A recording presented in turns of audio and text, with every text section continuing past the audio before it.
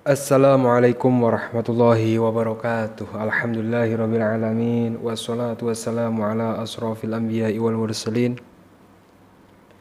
sayyidina wa habibina wa syafi'ina wa qurrati ayunina sayyidina Muhammadin wa ala alihi wa sahbihi ajma'in.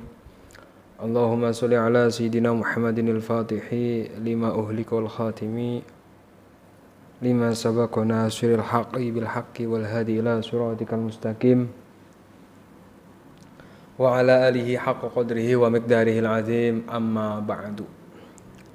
Para jamaah kaum muslimin wal muslimat dimanapun Anda berada, yang senantiasa selalu saya doakan, semoga Anda semua diberikan panjang umur oleh Allah, panjang umur dalam keadaan taat kepada Allah, fi taatillah wa fi taati Rasulillah, dalam keadaan taat kepada Rasulullah sallallahu alaihi wasallam, fi kamali sihati wal afiyah, dalam keadaan sihat wal afiyah, wa fi amalil istiqomah, dan selalu istiqomah dalam melakukan amalan-amalan kebaikan. Segala urusan Anda dimudahkan oleh Allah, segala permasalahan hidup Anda diberikan solusi terbaik oleh Allah, segala hajat Anda dikabulkan oleh Allah, keluarga Anda dijadikan keluarga yang sakinah, mawaddah, warahmah, anak-anak Anda dijadikan anak-anak yang soleh, solehah, yang jualan semoga jualannya laris, yang usaha semoga usahanya lancar, wa ala hadiniyah wa ala kulli niyatin sholihah, wa ila hadratin Nabi Mustafa Rasulullah sallallahu alaihi wasallam. Al-Fatihah. A'udzu billahi minasyaitonir rajim. Bismillahirrahmanirrahim. Alhamdulillahirabbil alamin arrahmanir rahim maliki yaumiddin iyyaka na'budu wa iyyaka nasta'in ihdinas siratal mustaqim siratal ladzina an'amta 'alaihim ghairil maghdubi 'alaihim waladdallin amin ya rabbal alamin. Alhamdulillah, dengan izin Allah Subhanahu wa taala kita bisa berjumpa lagi dalam kajian yang insyaallah berkah ini, di mana dalam kajian ini para jamaah yang dirahmati oleh Allah, saya akan berbagi satu faidah amalan yang insya Allah dampaknya sangat luar biasa, khususnya bagi Anda yang mungkin dalam menjalani hidup ini akhir-akhir ini punya banyak permasalahan, punya banyak problem, sering mengalami kesialan, baik itu ditipu orang ataupun apapun, di mana insya Allah dengan mengamalkan amalan ini, segala apa yang menjadi permasalahan hidup Anda insya Allah lekas mendapatkan solusi, diberikan solusi oleh Allah Subhanahu wa ta'ala.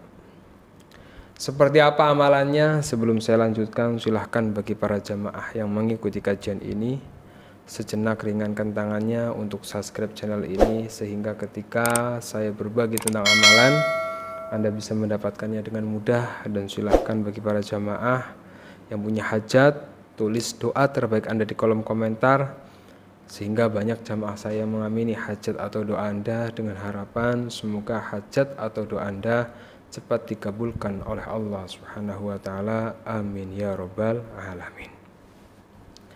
Para jamaah yang dirahmati oleh Allah, dalam sebuah kitab diterangkan bahwa adz-dzunub hijabun minar rizki, adz-dzunub hijabun minal maghfirah, adz-dzunub hijabun minas sakinah, adz-dzunub hijabun minal mawaddah, adz-dzunub hijabun minar rahmah. Jadi ada satu keterangan dalam sebuah kitab bahwa yang namanya dosa, yang namanya dosa itu menjadi hijab. Hijab itu artinya penghalang. Penghalang dari apa? Yang pertama, yang namanya dosa itu menjadi penghalang dari rizki seseorang. Yang namanya dosa penghalang dari kebahagiaan seseorang. Yang namanya dosa bisa menjadi penghalang dari ketenangan seseorang. Yang namanya dosa bisa menjadi penghalang dari segala kebaikan. Na'udzubillah min dzalik. Maka kalau kita lihat sebenarnya roksun itu kepala dari, kalau kita mau lihat diri kita, kepala dari segala sumber permasalahan hidup kita. Salah satunya itu ya karena dosa yang kita lakukan, sehingga mungkin pada saat ini kita hidupnya ini penuh permasalahan, penuh kesialan, masalah keluarga, masalah ekonomi, masalah pekerjaan, masalah usaha, masalah. Nah, ini kita harus mencari penyebabnya, karena yang namanya di dunia ini segala sesuatu pasti ada sebabnya. Nah, salah satu sebab yang pertama yang harus Anda identifikasi dalam diri kita adalah ternyata banyaknya ketidakbaikan yang terjadi dalam diri kita, banyaknya kesialan yang terjadi dalam diri kita. Itu yang pertama, penyebabnya adalah dosa. Kadang malah ada orang yang lucu, apa dosaku ya Allah, apa salahku ya Allah, kan gitu ya. Merasa dirinya tidak berdosa, merasa dirinya tidak pernah berbuat salah. Padahal kalau kita lihat diri kita, ya Allah, kita sholat, ya bisa dikatakan sholat-sholatan. Dalam sholat saja kita nggak ingat Gusti Allah. Allahu Akbar. Kita baca Allahu Akbar, kita nggak ingat Allah. Kita ingat gimana usaha saya ini, wah ini gimana. Dalam sholat yang seharusnya kita ingat sama Allah, kita berkomunikasi dengan Allah, pikiran kita gelambiar. Begitu tiba waktunya sholat, ada azan, Allahu Akbar, Allahu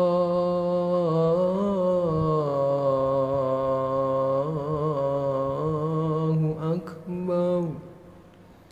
Dipanggil sholat sama Allah. Hayya 'alas sholat.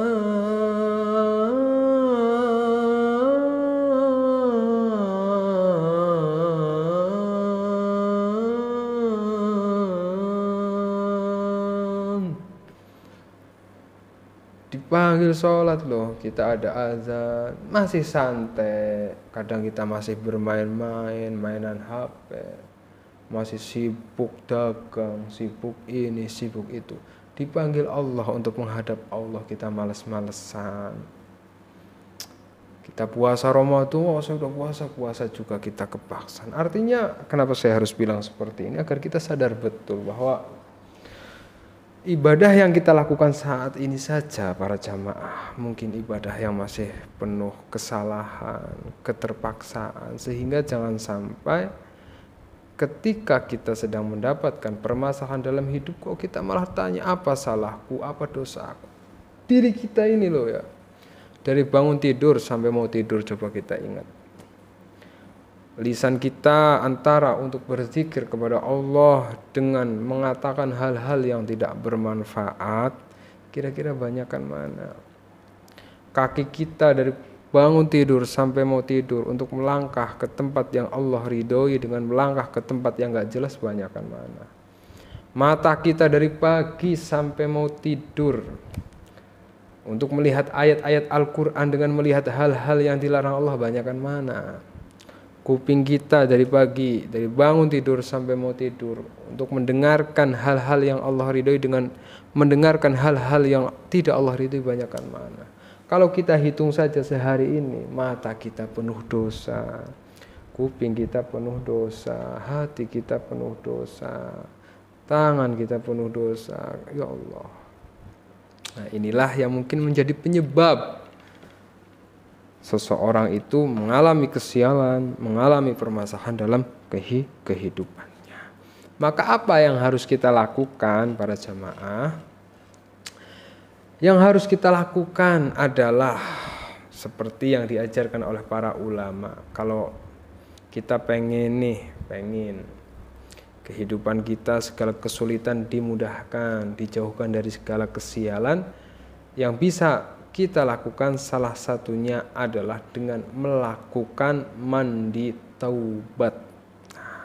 Mandi taubat ini Anda harus simak betul-betul. Jadi mandi tobat itu para jamaah salah satu amalan bagaimana kita ikhtiar membersihkan diri kita dari ujung rambut sampai ujung kaki dari segala dosa yang kita lakukan. Nanti ada urut-urutannya, makanya Anda simak dulu. Jadi insya Allah dengan melakukan amalan ini, amalan mandi tobat, segala kesalahan dosa kita dari ujung rambut sampai ujung kaki, insya Allah Allah ampuni.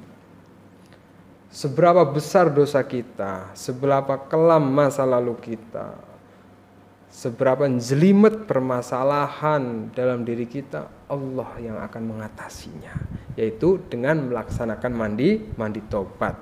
Jadi mandi tobat ini Anda usahakan Anda mandi di atas jam 12 malam. Jam 12 malam itu ya bisa jam 1, bisa jam 2 gitu kan. Anda tidur. Nah, tidur dulu.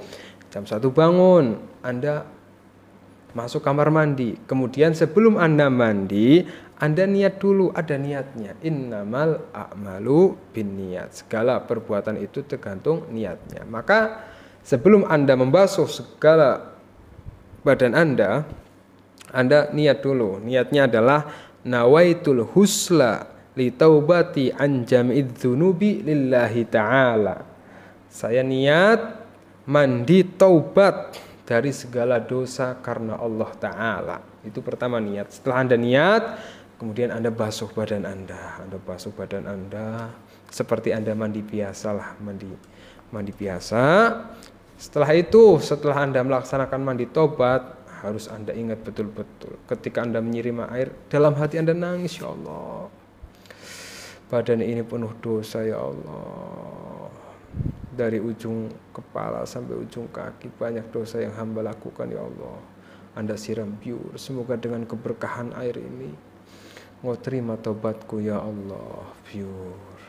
Jadi ingat-ingat dan yakin bahwa Allah pasti akan mengampuni dosa kita sebesar apapun dosa kita. Nah, itu pertama, mandi tobat dilakukan jam 12 malam.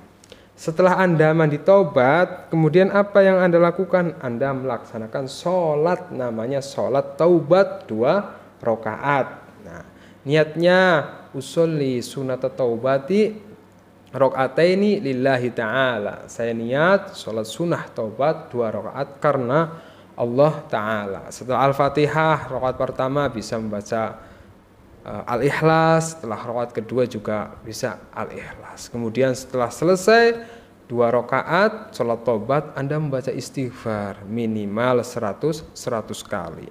Dalam sebuah hadis disebutkan, diriwayatkan dari Imam Tirmidzi dari Abu Bakar As-Siddiq, sami'tu Rasulullah sallallahu alaihi wasallam yaqul. Rasulullah sallallahu alaihi wasallam bersabda, bismillahirrahmanirrahim. Ma min rajulin yudnibu dzamban thumma yaqumu fa yatatahharu thumma yusalli thumma yastaghfirullah illa ghafarallahu lahu thumma qara'a hadhil ayah. Jadi kata Rasulullah sallallahu alaihi wasallam, tidaklah seseorang melakukan perbuatan dosa dan kemudian ia berdiri bersuci. Dalam bersuci ini Anda mandi tobat. Setelah mandi tobat Anda wudu, kemudian sholat tobat 2 rakaat, lalu ia meminta ampunan kepada Allah Subhanahu wa taala dengan membaca istighfar, maka Allah Subhanahu wa taala akan mengampuni segala dosa orang-orang tersebut. Subhanallah. Ini dia amalkan secara rutin setiap malam pokoknya. Jangan yang dosa juga kita lakukan setiap hari, setiap waktu. Kadang ada yang nanya, Ustadz, dilakukan berapa hari? Istiqomah, yang namanya istiqomah itu berarti nggak ada batasannya sampai ketika kita dipanggil menghadap Allah Subhanahu wa ta'ala. Nah, dalam sebuah kitab yang namanya kitab Kaifa Takunu Ghaniyan, At-Taubah wal Istighfar, bertobat kepada Allah, membersihkan diri kita dari segala dosa, wa huwa ahadul abwabi allati turithu al-hina. Yang namanya taubat, membersihkan diri dari segala dosa, itu adalah salah satu pintu allati turithul hina, yang mana pintu ini dapat mendatangkan kekayaan yang melimpah, wa tajlibu al-barokata, dan menarik keberkahan, wa turithul wafro wa tanfil faqro, menghilangkan kefakiran dan memanjangkan umur, wa tudhibul wizra, dan menghapus dosa. Nah, ini manfaatnya sangat luar biasa mandi tobat. Jadi biasanya misalnya Anda sebelum sholat tahajud nih hanya wudhu, usahakan di atas jam 12 malam itu Anda mandi dulu. Mandi namanya mandi tobat. Niatnya tadi sudah saya sampaikan. Urut-urutannya kan biasanya gini, mandi tobat. Setelah mandi tobat, sholat taubat 2 rakaat. Setelah sholat taubat 2 rakaat, sholat lagi, namanya sholat tahajud. Setelah sholat tahajud, sholat lagi, namanya sholat hajat. Biasanya kalau saya urutannya 4 ya. Mandi tobat, sholat tahajud, baru sholat hajat. Insya Allah ini bisa menjadi jalan untuk menghilangkan segala kesialan, permasalahan dalam kehidupan Anda. Semoga bermanfaat. Dan bagi para jamaah, selain mengamalkan ini, yang mau mendapatkan hadiah air ruqyah jalbi rizki dari saya juga silahkan. Ini air ruqyah yang dibacakan Al-Quran 30 juz. Bismillahirrahmanirrahim.